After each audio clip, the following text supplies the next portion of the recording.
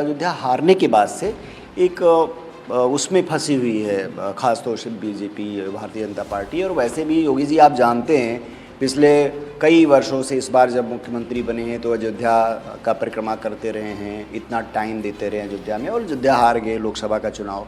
तो एक मन में उनके कसक है कि कैसे इससे उबरा जाए, तो ये उस कोशिश में लगे हुए हैं। बांग्लादेश को लेकर के हमारे देश का पूरा इतिहास उनके साथ जुड़ा हुआ है। 10 सीटों पर जो चुनाव होने एक प्रकार से वो साख का चुनाव है, खासतौर पर भारतीय जनता पार्टी की। तो कांग्रेस की किस तरह की तैयारियां हैं? देखिए, अभी आपने देखा कल जो है सभी जो हमारी सीटें हैं 10 उत्तर प्रदेश में उपचुनाव के, सभी पे प्रभारी क्या पर्यवेक्षक नियुक्त कर दिए गए हैं। तो पहला चरण है तैयारी का।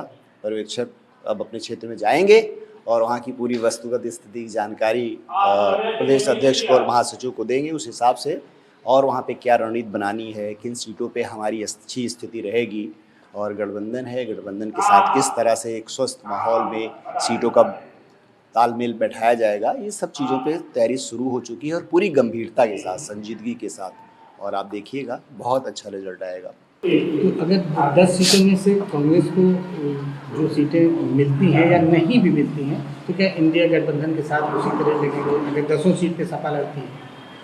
ऐसा नहीं होगा, क्योंकि कांग्रेस पार्टी के साथ जो अभी रिश्ते हैं बहुत ही अभी स्वस्थ हैं। गठबंधन का एक पूरा माहौल है, एक केमिस्ट्री है हमारे नेताओं के बीच में।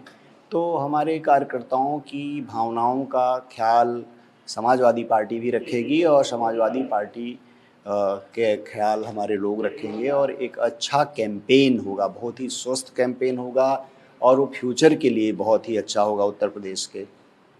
सर, एक सवाल सबसे ज़्यादा इम्पोर्टेंट ये आ रहा है कि जो अयोध्या सीट है, इस पर सबसे ज़्यादा सबका फोकस है। 10 सीटों की इतनी चर्चा नहीं हो रही, 9 सीटों की, जितनी अयोध्या की हो रही है। दरअसल अयोध्या में इस समय सीएम योगी भी एक्टिव है, अखिलेश यादव भी एक्शन मूड में है, कांग्रेस ने भी अखिलेश जी को अपना जो है बना दिया है पर्यवेक्षक, तो बहुत ज़्यादा इम्पोर्टेंट है।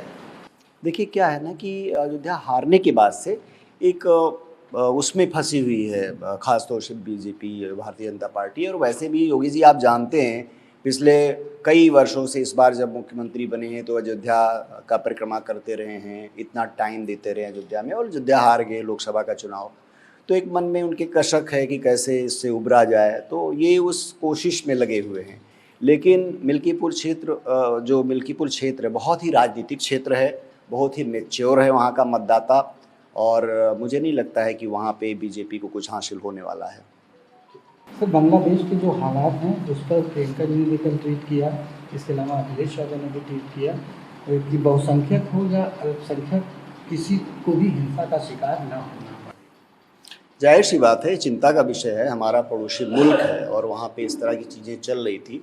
तो हमारे देश की जो पूरी फॉरेन पॉलिसी है, हमारे देश का जो तंत्र है, ये समझना चाहिए था। और किसी भी देश, दुनिया के किसी देश में वहाँ के कुछ लोगों के साथ, चाहे वो अल्पसंख्यक हों, चाहे किसी भी उससे हों, क्षेत्र से हों, या जिस भी मतलब अगर अलगाव में हैं कहीं पे, तो उनके साथ बहुत ही अच्छा व्यवहार होना चाहिए। एक लोकतांत्रिक देश है, तो ये चिंता का तो विषय है ही है। अगर इस तरह की चीज़ें हो रही हैं तो हमारे देश का जो दायित्व है कि इन सब चीज़ों पे रोक लगाई जाए, और जो रिश्ते भी रहे हैं उसको एक मतलब सही तरीके से समझने की कोशिश की जाए। इतने अच्छे रिश्ते रहे बांग्लादेश से हमारे, बांग्लादेश को लेकर के हमारे देश का पूरा इतिहास उनके साथ जुड़ा हुआ है। और नहीं, अगर ये सो रहा है तो मुझे लगता है कि ये बहुत ही फेल्योर है भारत सरकार का, कि वहाँ पे इस तरह की घटनाएं हुई, और कुछ वहाँ पे इस तरह की जातियाँ हो रही हैं, जुल्म हो रहा है। तो इस पे तत्काल रोक लगे, ये मांग हमारे देश के लोगों द्वारा किया गया है, और ये बेहद चिंता का विषय है, इसमें कोई दो राय नहीं है।